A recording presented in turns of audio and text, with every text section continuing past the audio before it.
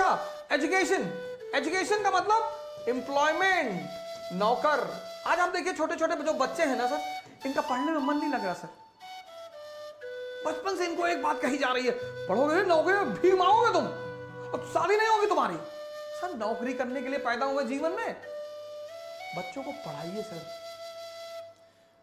उनको law of connectivity सिखाइए, उनको नर्सरी से डॉक्टर मत बनाइए सर, इंजीनियर मत बनाइए, उनका दिमाग खुलने दीजिए। हो सकता है सांसद बन जाएं सर, विधायक बन जाएं, मिनिस्टर बन जाएं, तब बच्चे में को पढ़ने बच्चे नौकर नहीं बनना चाहते सर। हर बच्चा राजा का भाव लेकर पैदा होता है। आज शिक्षा का मतलब नौकरी नो सर, शिक्षा का मतलब मन को जिंदा करना। ये हमारे इतने सारे युवा क्यों नशा कर रहे हैं सर? दिशा नहीं है उनके पास। हमसे एक लड़का पूछ रहा है सर न्यूज़पेपर क्यों पढ़ना चाहिए? अरे भैया मेरे, डेमोक्रेसी है। इस देश का राजा कौन? यहां की जनता। प्रियम्बल क्या कहती है? We the people of India. और इस राजा ने 545 लोगों को संसद में बिठा दिया कि भाई तू देश चला, हमको बताना। वो नौकर मस्त और राजा त्रस्त। हर साल बजट आता है, इस देश की जनता जानने की कोशिश करती है, आज चिल्ला रही है अस्पताल नहीं है। तुमने पूछा कितना % जीडीपी का हेल्थ सेक्टर में खर्चा हो रहा है? तुमने कभी आंदोलन किया? तुमने किया ही नहीं पिछले 30 साल में। पिछले 30 साल में इस देश में शिक्षा को लेकर, इस देश में हेल्थ को लेकर कब आंदोलन हुआ? बताइए मुझे। आप राजा हैं, आपको नौकर से अपने पूछना चाहिए कि भैया जीडीपी का कितना % हेल्थ में खर्चा कर रहे हो? जीडीपी का कितना % शिक्षा पे खर्च? आपने कभी पूछा ही नहीं। आप न्यूज़पेपर पढ़ते नहीं। यूपी का न्यूज़पेपर दैनिक जागरण, उसकी फ्रंट पेज की न्यूज क्या है? 5 बच्चों की मां प्रेमी के साथ फरार। पढ़ रहे हैं सब। प्रेस लोकतंत्र का चौथा स्तंभ है सर। न्यूज़पेपर पढ़ना इस देश के हर व्यक्ति के लिए कंपलसरी है सर। उसे जानना है कि ये हमारे नौकर क्या कर रहे हैं।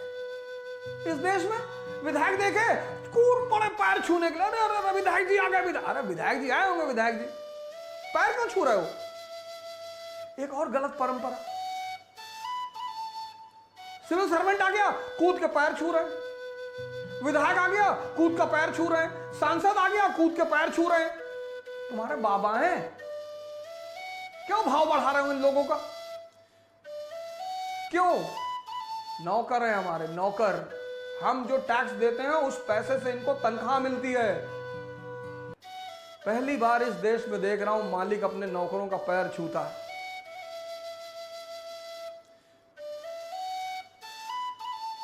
हमने इनका दिमाग खराब कर रखा है। ये जो 545 लोग आज बैठे हैं अय्याशी से ना, हमने इनका दिमाग, इनसे कोई, आपने अपने नौकर को 1 लाख रुपया दे दिया, आप उससे हिसाब ही नहीं मांग रहे, वो लुटाएगा।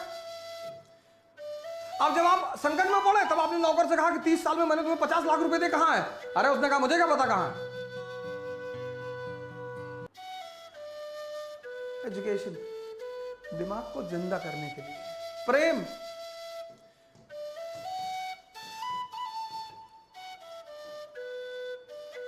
सबसे ज्यादा मटिया मेट तो ये वर्ड हो गया। प्रेम भाव है सर। इस अंधेरे के बाद अब एक नया उजाला होगा सर,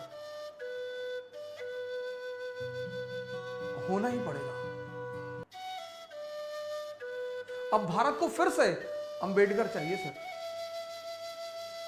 आजाद चाहिए, नेहरू चाहिए, पटेल चाहिए, शास्त्री चाहिए, जयप्रकाश नारायण चाहिए, राम मनोहर लोहिया चाहिए।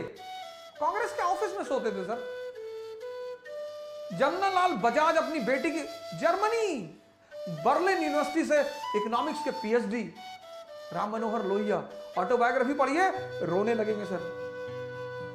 ये आज गांव का प्रधान, एक प्रधानी जीत के बोलेरो पे चल रहा है।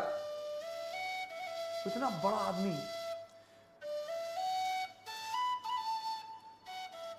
उनके चाचा जी बड़े अरबपति आदमी थे, कहे आओ मेरे साथ काम करो। बोले अगर आपके साथ काम करेंगे तो आपकी सारी संपत्ति गरीबों में बांट देंगे। कहे भैया तुम आओ ही मत। कांग्रेस के दफ्तर में सोते थे सर। जिस दिन मरे राम मनोहर लोहिया 10 रुपया था जेब में। ऐसे थे भारत के नेता, तब ये देश यहां तक पहुंचा था सर। अपनी जात का चुनिए, अपने धर्म का चुनिए, लेकिन लोहिया जैसा चुनिए, अंबेडकर जैसा चुनिए, जो वाकई में सबका भला चाहे। आप राजा हैं सर, अपना नौकर नियुक्त कर रहे हैं, अपने घर में चोर उचक्का नौकर रखेंगे। गलती आपकी थी, इसलिए आप भोग रहे थे, पर उस पर बाद में चर्चा करेंगे सर। अभी एक दूसरे का सहयोग करिए सर। राम मनोहर लोहिया एक बार नेहरू जी से मिलने गए उनके आवास पे, तो नेहरू जी के आवास में गधा खड़ा हुआ था। तो राम मनोहर लोहिया ने नेहरू जी से पूछा कि पंडित जी यहां गधे भी रहते हैं? बोले रहते नहीं है, कभी कभी आ जाते हैं।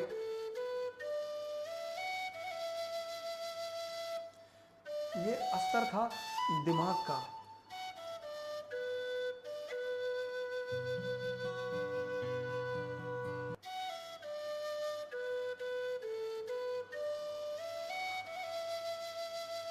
सहयोग करिए सर, ये धारा चलती रहेगी। बस देश को बचाइए, लोगों को बचाइए, इस देश को संकट से बाहर निकालिए, फिर आगे विचार करेंगे सर। जय हिंद सर।